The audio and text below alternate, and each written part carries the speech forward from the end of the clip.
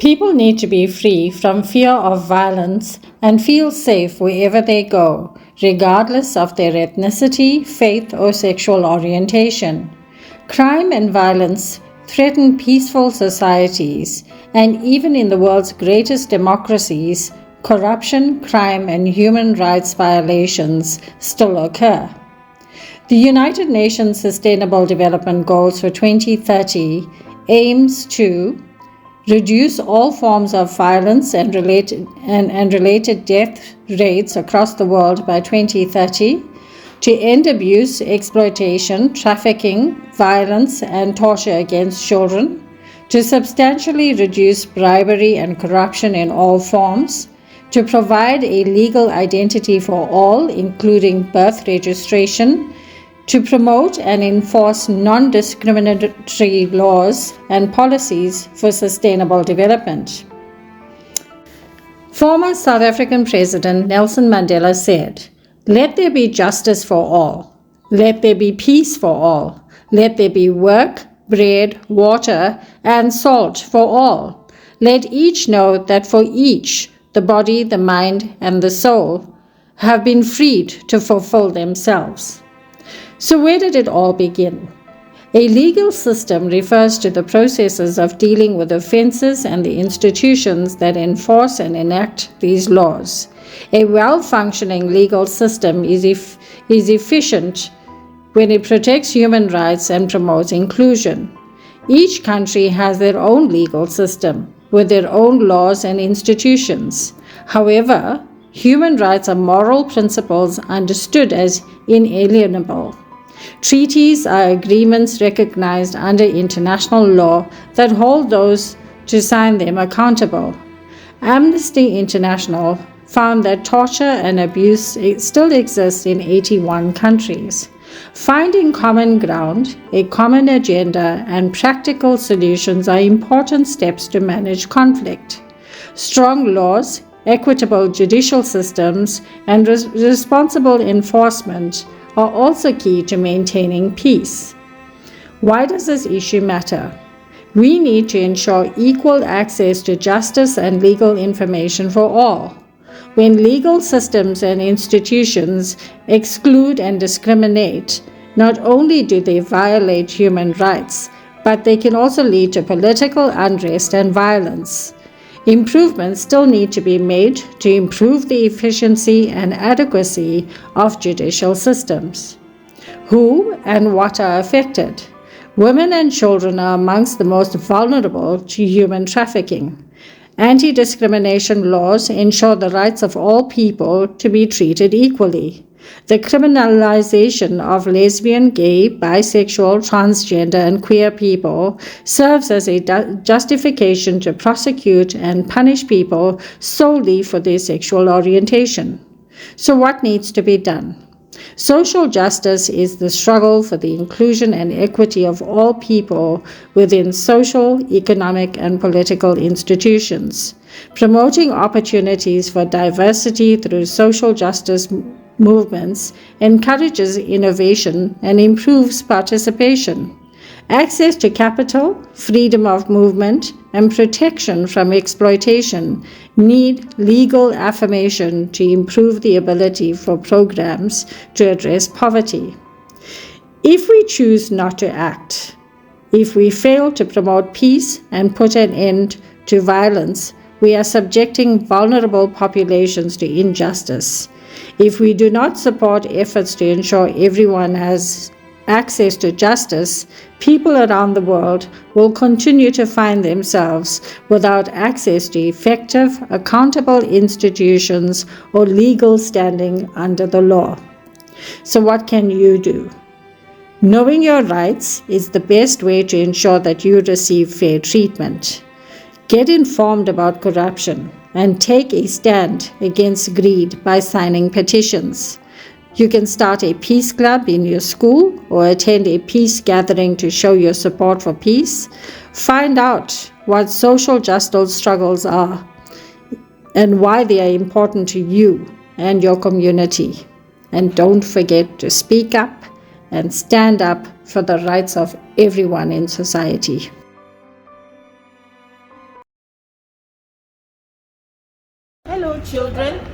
we are going to be reading a very nice book today. This is our book. It's titled Long Walk to Freedom by Nelson Mandela. So are we ready to listen to this book? Yes, ma'am. Okay.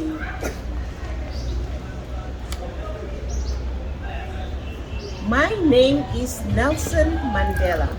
I live in South Africa, a beautiful country on the tip of Africa. Today, South Africa is a democracy. That means all adults vote to choose who they want to run the country. But it was not always like this. When I was born, South Africa was ruled by white people only. As I grew older, I began to see that this was not fair. I wanted to change this way of government so everyone had a say. My friends and I called this the struggle for freedom. The struggle lasted many years, and I was one of the fighters. This is my story. Long, long ago, while Europeans crossed the seas to South Africa, they fought over the land, and they also fought the tribes of people already living there, such as the Xhosas, the Zulus, and the Swanas. Hundreds of years later, I was born into the Tembu tribe, one of many tribes that make up the Xhosa nation. I entered the world in the tiny village of Ibiza in the beautiful Eastern Cape on the 18th July 1918. My father was a Tembu chief, a leader of our people. He named me Rohi Clara, which in Xhosa means troublemaker. Did he believe I'll grow up to be a troublemaker? I don't think so. Nobody knew what lay ahead of me. When I was a young boy, we moved from Mvezu to the nearby village of Kunu, and I began herding our family's sheep and goats. Those were happy days. My friends and I swam in the rivers, stole honey from the beehives, and played stick fighting. A Xhosa boy's favorite sport. Can we see them playing stick fighting? Yes, All right. When I turned 7, my father decided to send me to school. It was a mission school built by Europeans who had come to South Africa to spread Christianity. No one in my family had been to school before. I didn't have fancy clothes, but my father took a pair of his old trousers and cut them off at the knee. I used a piece of string as a belt, but the school wasn't fancy either. It had only one classroom. None of the pupils wore smart clothes, so I fitted right in. Our teacher gave us new names. Mine was Nelson. Nelson? At that time, the English ruled our country, so our teacher thought we should all have English names. It sounded very strange at first, but I soon got used to it.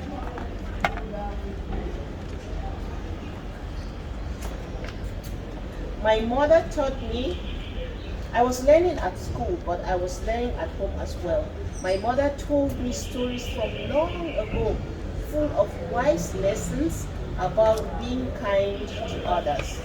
My father taught me to be a great Xhosa boy. I wanted to grow up to be just like him. Sometimes I even rubbed ash on my head so that I could have gray hair like him. Okay, children, this is our story. Our story is about who? good. Our story is about who? Nelson Mandela. Do you remember anything about Nelson Mandela? Yes.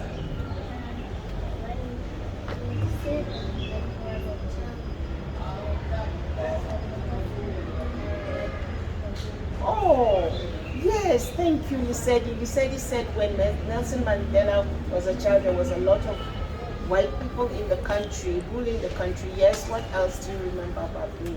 I know that when the teacher called him Yes, when the teacher called him Nelson, he didn't know what did that mean because it wasn't in his language. What is the great thing that we can remember about Nelson Mandela? Yes?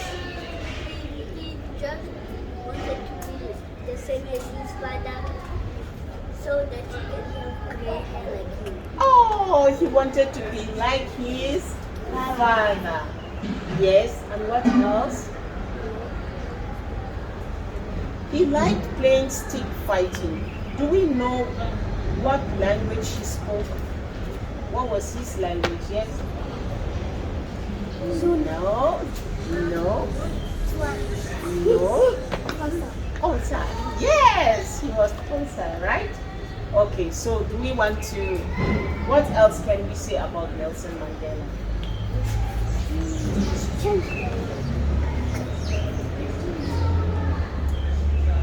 He changed the world. Okay, I think that tells us that we should continue reading the story because we want to know how did he change the world, right? We want to listen to the other parts of the story.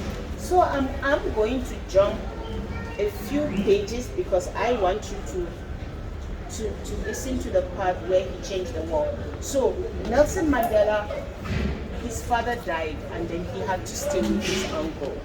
And then when he stayed with his uncle, he went to school and then his uncle wanted him to get married. So he and his friend, they ran away from home because they didn't want to marry. Huh?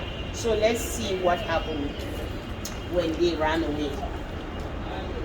They ran away to a place called Johannesburg. Do you know that place? Yes. Yes.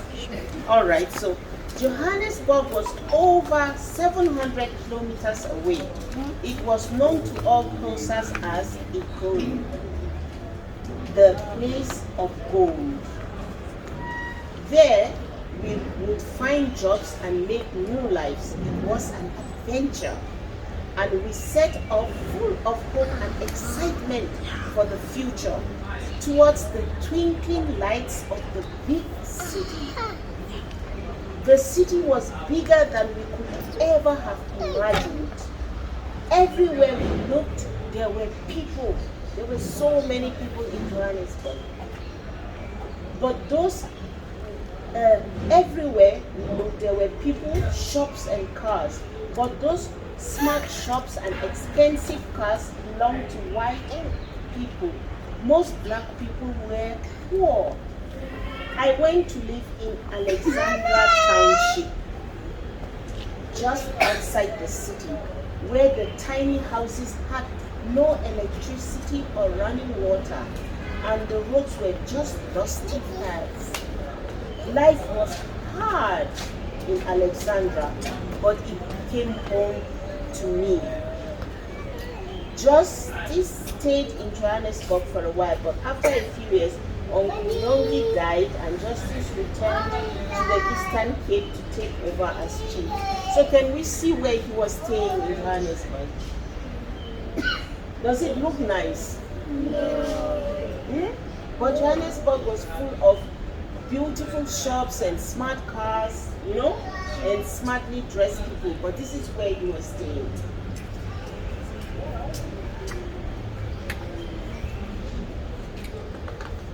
I met many new people, but one of my best friends was Walter Sisulu. Walter and his family lived in Orlando West, Soweto, a black township near Johannesburg. I looked up to Walter. Like me, he was from the Eastern Cape, but he had been in Johannesburg longer and knew a lot about the city, people and places. I spent a lot of time at the Sicilians' home. It was there I met Evelyn Massey, a young nurse and relative of the Sicilians. We fell in love and got married. We had 2 sons and 2 daughters. But there was a way we could try to improve the lives of black people. Ever since white people had come to South Africa, they have ruled black people. My friend Walter was a member of the African National Congress, or ANC, which had been fighting for the freedom of black people to rule themselves. Oliver and I joined too, and at Walter's home, we wondered how we could make the government take notice. In 1944, we formed the ANC Youth League and planned to get thousands of young black people to join. We would protest peacefully by marching through the streets and demanding our freedom. We will not be ignored. Can we see them when they were planning? How they must change what the black people were experiencing. In 1948, the government started passing laws that introduced apartheid, which divided black and white people into separate groups.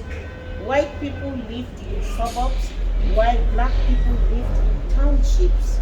The government also built separate schools, churches, and cinemas for black people and for white people. There were even separate entrances to post offices and shops. Do you understand what that means? Okay. All black people over 16 years of age had to carry a passbook showing who we were and where we worked and lived. If we were found without our passbook, we will be thrown into prison. Can you see the passbook? You had to hold a passbook everywhere you were going. And even the shops, you couldn't enter the same door in the shop that the white people entered. The black people had to enter to another door every arrested. Alright, so did we enjoy the story? Did we learn something about Nelson Mandela and about South Africa? So what can we say? What was going on in South Africa a long time ago during the time of Nelson Mandela? Yes. The white people ruled the country. What else? Yes.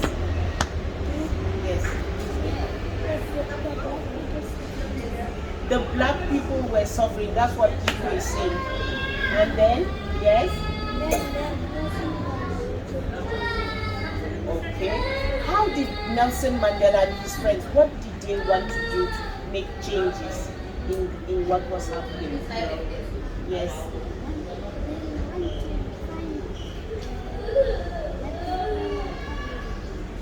Okay, he said they went to gather a lot of black people to come together and say, no, we don't like this, we don't like what is happening, right?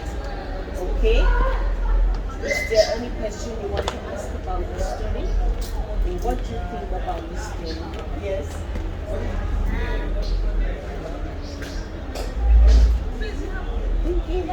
Yes, anybody wants to say anything about this story? Yes, Lisette.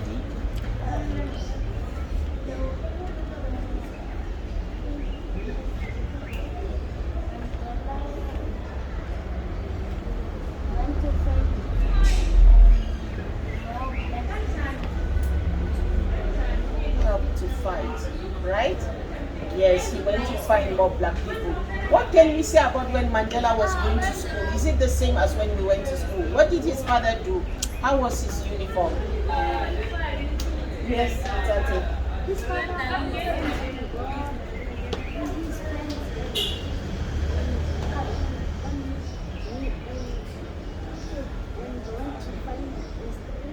yes. So, what do we think that maybe Mandela really changed the world? Can you look at yourself? Are you wearing your father's trousers to go to school. No, you're wearing very nice, smart uniforms, isn't it? So do we think Mandela did really change South Africa? Yes, he did. Okay, thank you for listening to our story.